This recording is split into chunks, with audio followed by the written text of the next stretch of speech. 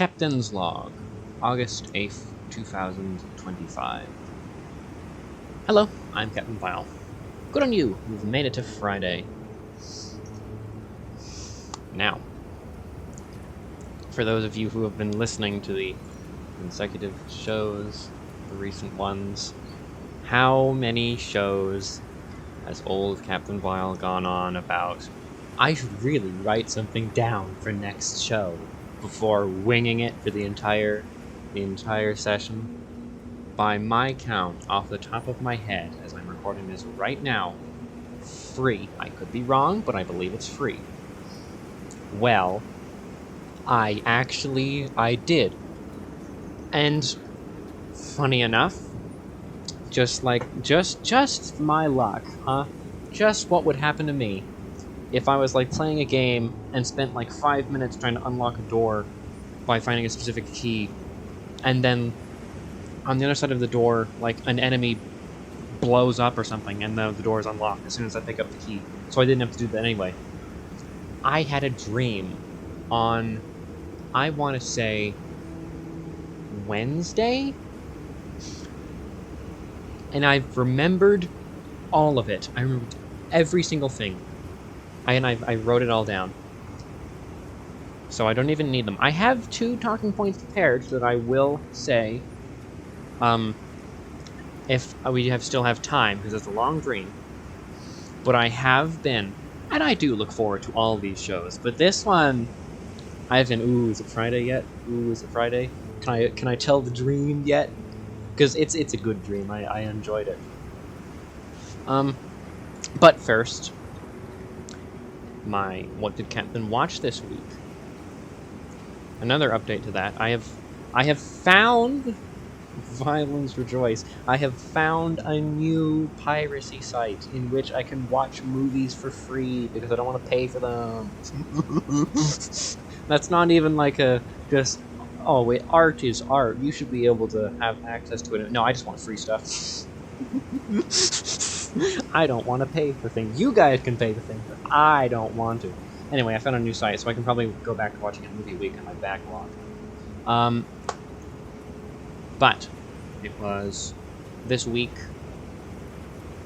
So I have done. This was last week's movie that I did not get to watch because I had not have time for it. It was my father's pick. This week is my pick that I've not watched as of recording this, but I will watch tomorrow before I call him.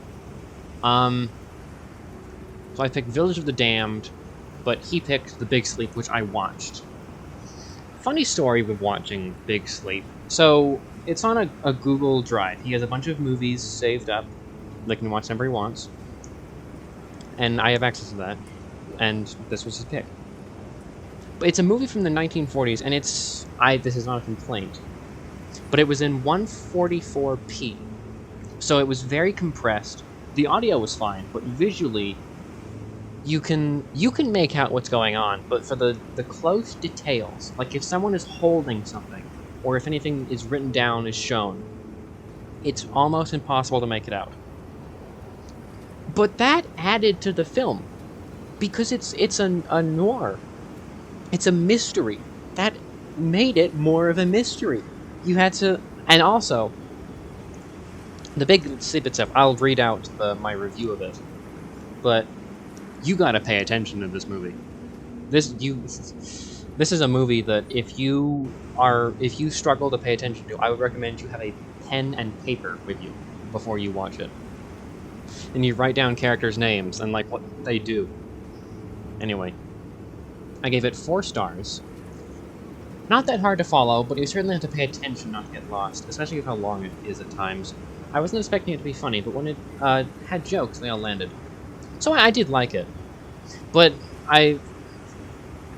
the way I watched it added to the film in such a strange way that it probably would not have added to the film if it wasn't a mystery, and if it wasn't like you have to pay attention. I had to like study the screen.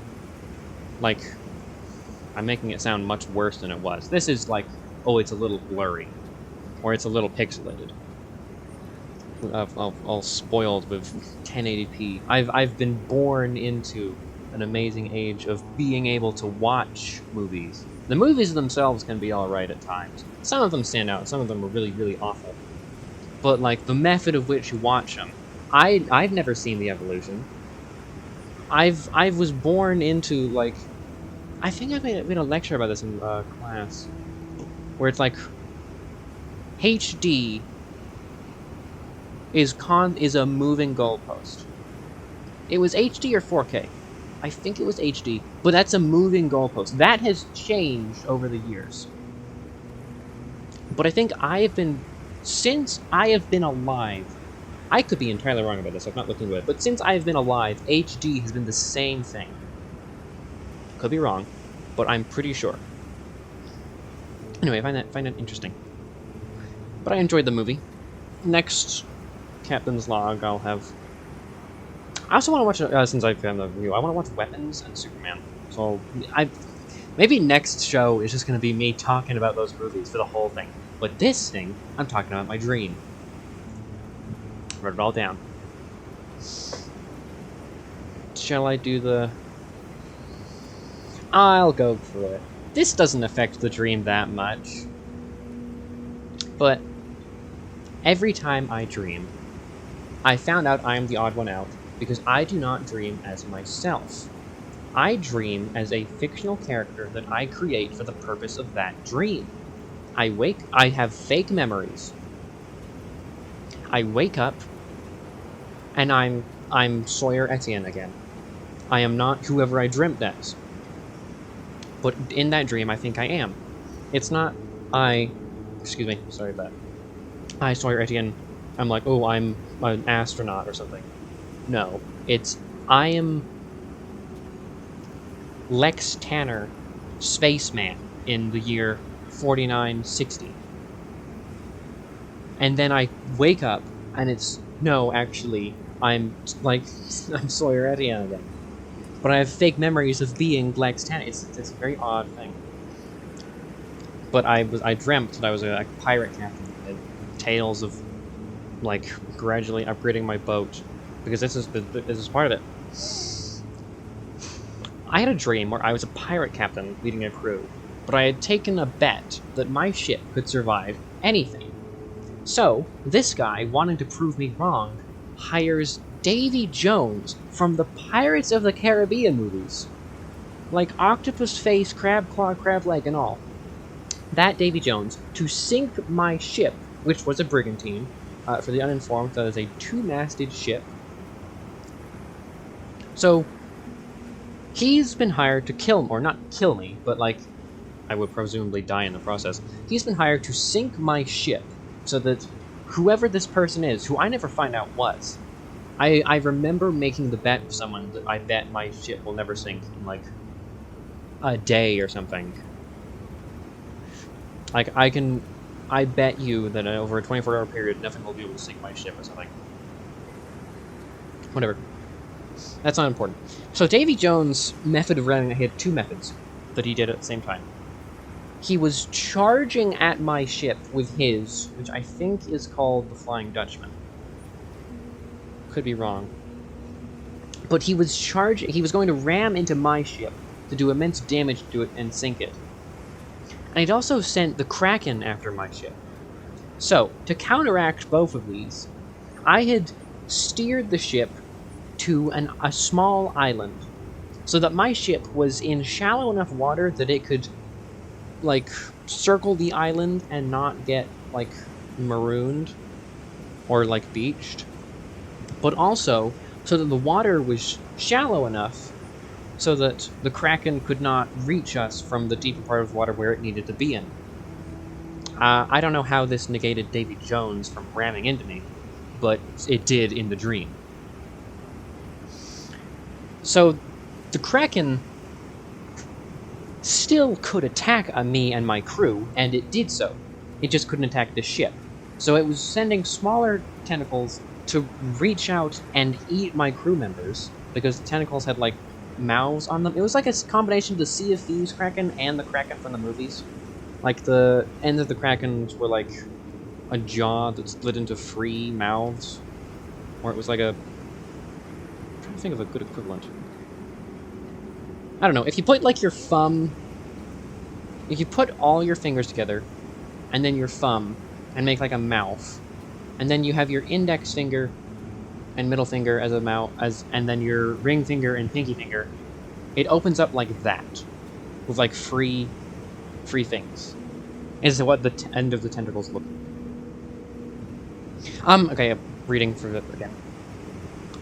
With Davy Jones still near, but he was firing at us, so the ship is full of holes with the cannonballs of his crew, and half of my crew is dead since the Kraken ate them.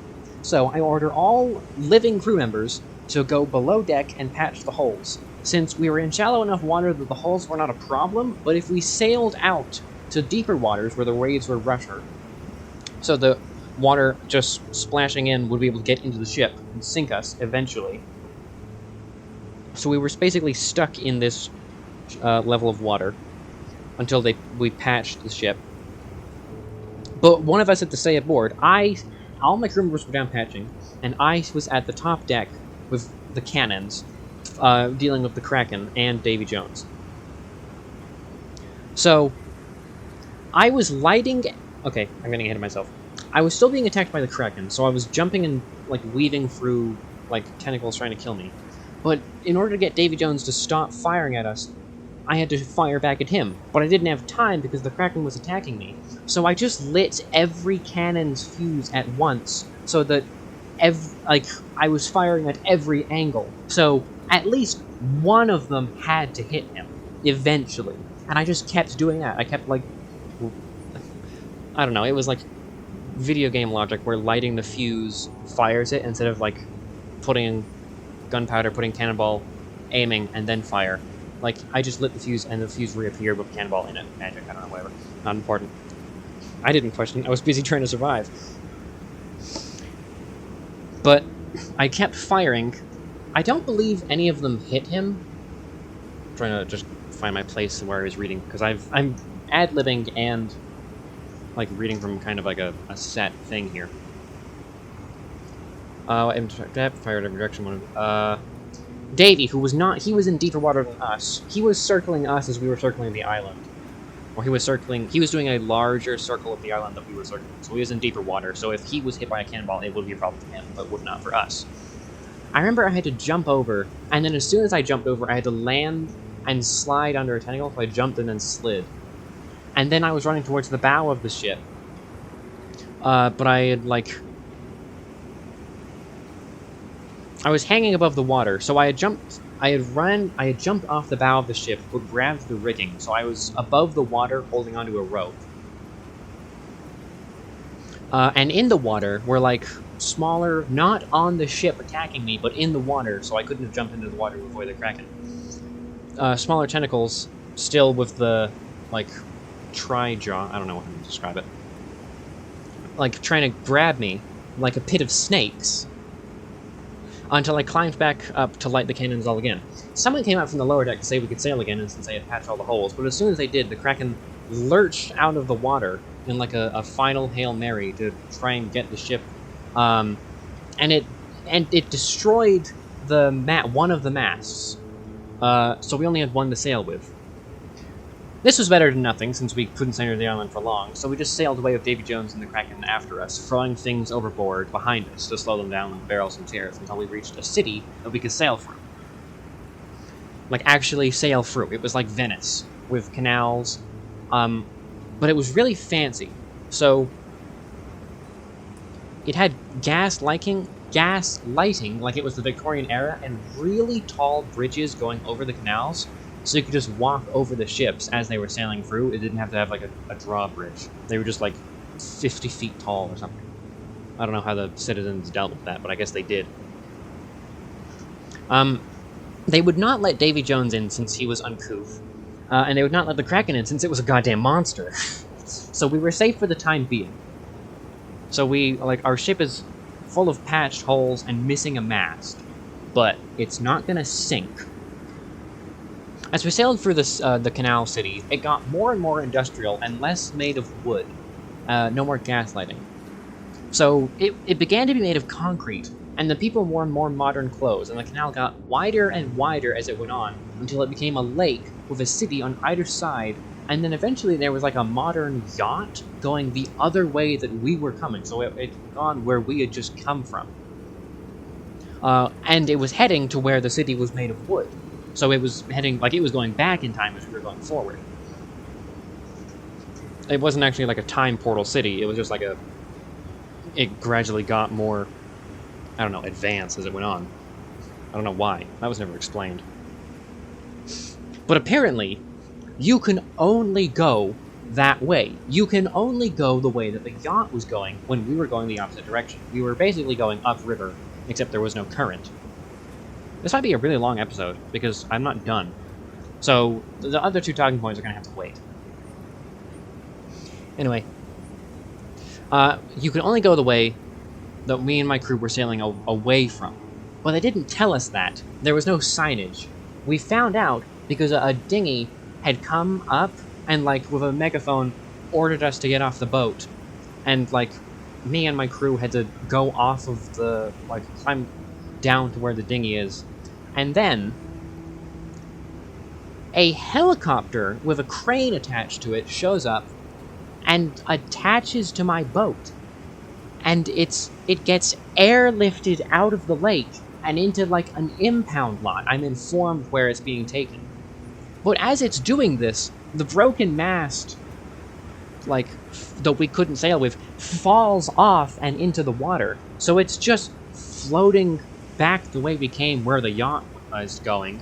And I was just kind of, with my hands on my, like, side, just going, well, this is great. We just lost our ship. It didn't sink, though, but, like, it's got impounded. Because of a law I didn't know. But anyway, my crew and I stick out like sore thumbs since we're dressed like pirates in a place that looks like... It looks like Japan in the 70s. And it reminded me of Yakuza 0 when you play as Majima. But, like, if you've played that game, you know the bridge? And then it looked like that area is what it looked like. If you want to visualize this. It looked like that. But I was wearing, like, a pirate gear. I was wearing a huge leather coat that ended at my ankles, with bracelets and necklaces, so I made noises like golden coins being poured into more golden coins while walking. So I asked the cop where the ship impound was, and my crew and I walked in a single file line to this place. Like, just through the city, in a single file. Looked ridiculous. And it was a pool.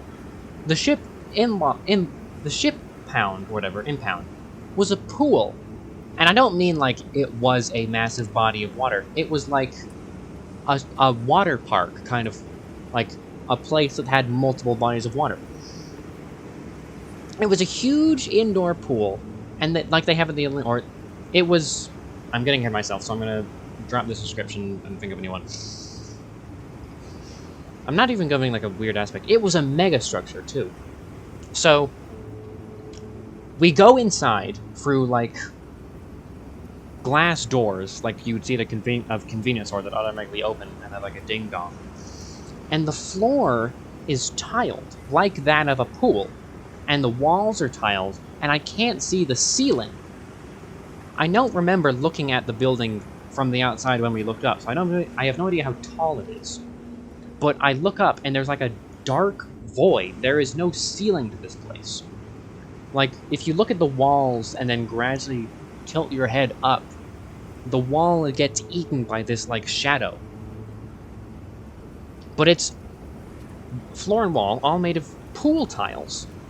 Like, light blue with, like, dark blue lines. Kind of like a, I don't know. If you've seen a pool, you know what I'm talking about. Now I'm trying to find my place again. This is so unprofessional. Like, pool tiles. Here it is.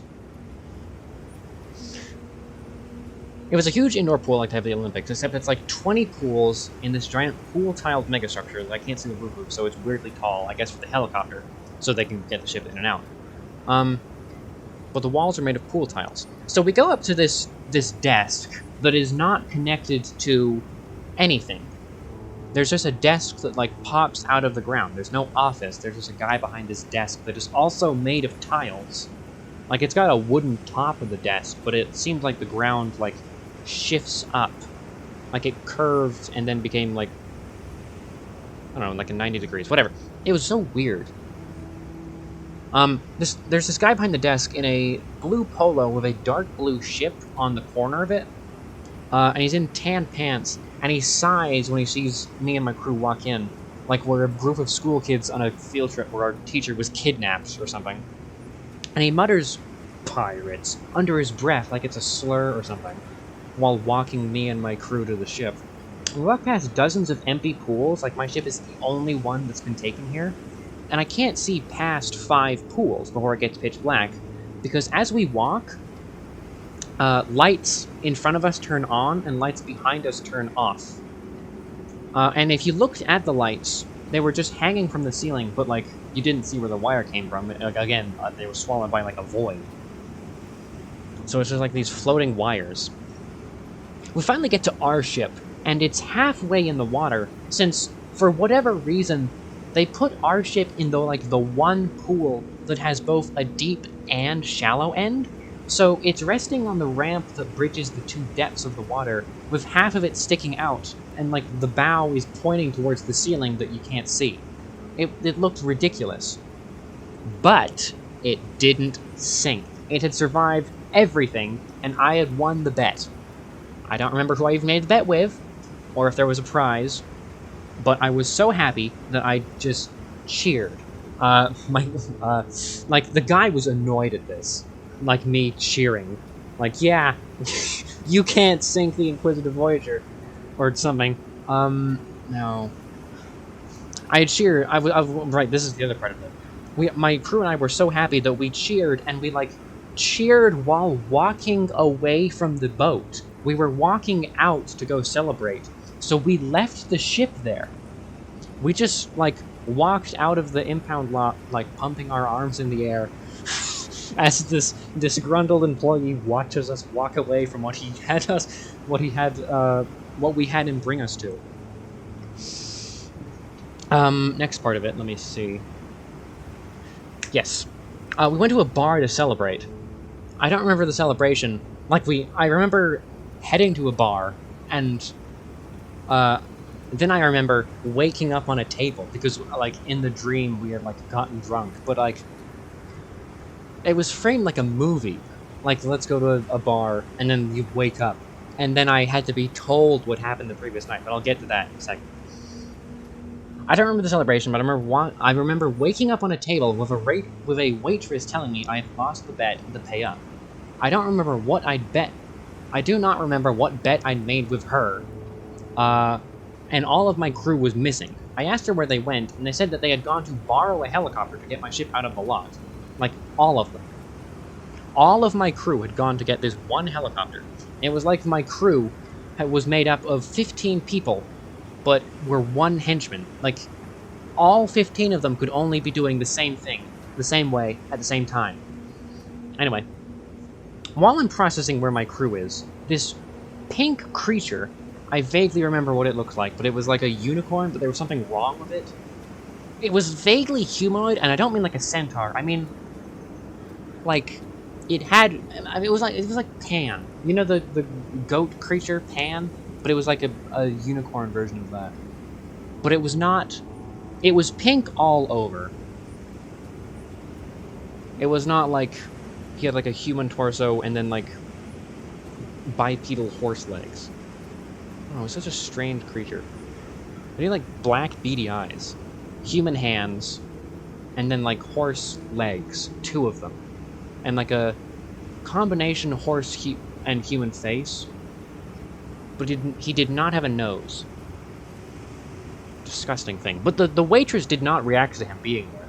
She was like, oh, that's just a regular customer kind of thing. I was the one who was weirded out by him. Anyway, it also said that I had lost a bet with it and had to pay up, just like the waitress did. But neither of them would take any money. They kept saying, that's not what you bet, but they wouldn't tell me what I did bet. They didn't tell me what the penalty was. They just said to come back when I had figured out what I owed them. So I walked out of the bar to go find my crew, maybe go back to the impound lot, maybe they were there. And it's like 11 a.m., apparently, and it's really busy. So several people are walking around, and like every 1 out of 100 people like taps me on the shoulder and tells me, "I remember you from last night. You lost the bet. You have to pay me." And same thing with like the waitress. They won't accept any kind of payments. I offered them like my hat. They didn't want that. They didn't tell me what I'd want. So after the 5th person to do this, just as I'm walking to the impound lot, people keep coming up to me. The 5th guy, I just grab him by the shoulders and asked, "What bet? What do I owe you?" And he said that last night, as soon as we had gotten to the bar, and as soon as I had gotten like really drunk, I had gotten on top of a table and announced to everyone in the bar that I would not throw up, like staff included. I bet you I won't throw up, before immediately vomiting, slipping on that vomit, and passing out on the table. And apparently just no one got me.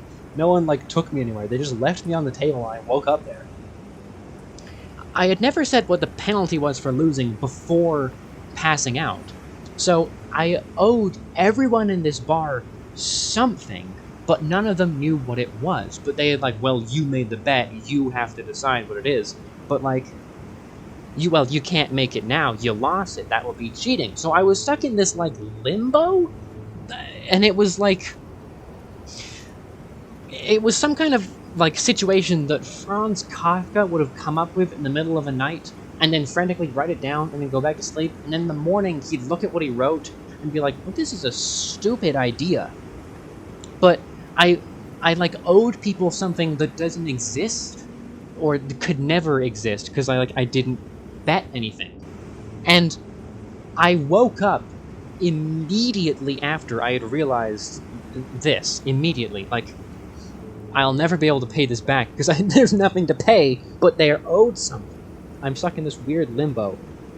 And I immediately woke up right after that. It was so strange. But I remember being pleasantly like, that was a good dream. And looking back on it, that was a weird ending to the dream, but it was a really funny dream. Like, I don't think I've had one that was that coherent. That, like, one event leads to another and makes sense why it leads there. Excuse me again, burping a lot for some reason. But it's so odd. I enjoyed it. But it's just, I've not had a dream like that in a while. And I've not had a dream where I like remembered the entirety of it in a while. I always kind of remember snippets and just kind of fill in like maybe this happened. No, I remember everything about this. I can like picture it again in my mind right now. I'm thinking about that megastructure ship impound lot. That's so absurdly funny. And just like helicoptering boats into it. It's not even like a bay, it's landlocked impound lot for boats, and they just put them in pools. That's so dumb. Oh well. A long episode, like I said. It's a long dream, and I remembered every single thing about it. Oh, that's fun. Okay, next episode, next week, I'll probably not talk about a dream. I did have another dream that I kind of vaguely remember, but not as much as this. Shame I did not get to those 2 points. I guess I'll get to them next week. Because I don't want to talk about the movies for the whole time. I do have 2 talking points that I want to go over. Just they interest me. Anyway. Thank you for watching, and goodbye.